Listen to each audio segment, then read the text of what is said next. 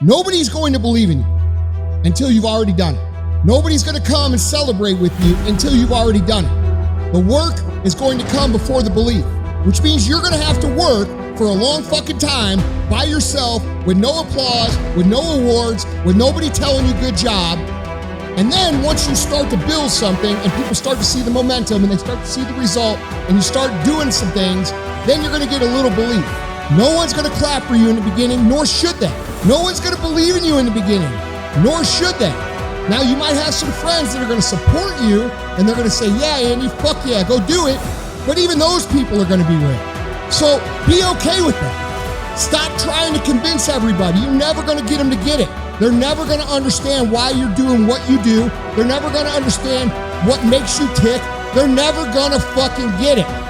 So stop wasting your time and start putting that time into taking productive actions towards where you want to be. I believe that everybody has a gift.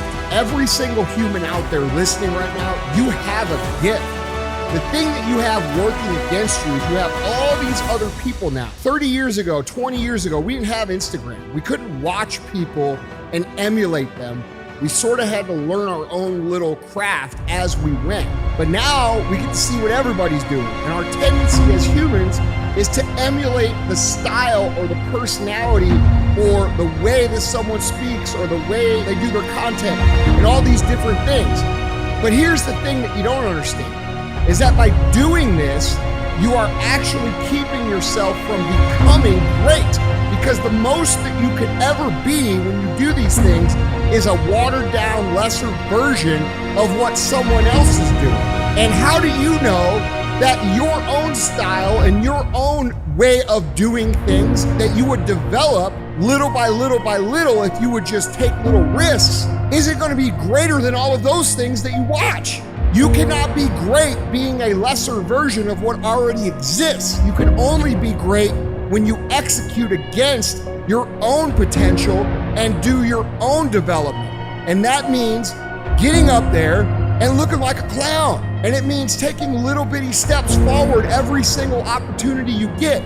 No one comes out and is just great at business or great at athletics or great at science or great at speaking. It doesn't fucking happen, man. All the great things in my life, all the great things in other high achievers' lives, all the reasons that these successful people that you look up to, that you aspire to be like, are the way they are, have all come from a place of being uncomfortable. That's just a fact. Understand that when you're trying to avoid the pain, when you're trying to avoid the struggle, when you're trying to avoid the hard things in life, you are actively choosing to be average. You are actively choosing to be mediocre. And you are actively choosing to move further away from what you want in life. Because that hardship and that pain and that struggle and that frustration, they give you the skills that will forge you into a motherfucking champion. The easy route never pays well. The only route in life that pays well is the hard route. The struggle, the pain, the frustration, and the overcoming of those things. And not only do they pay, they fulfill you as well.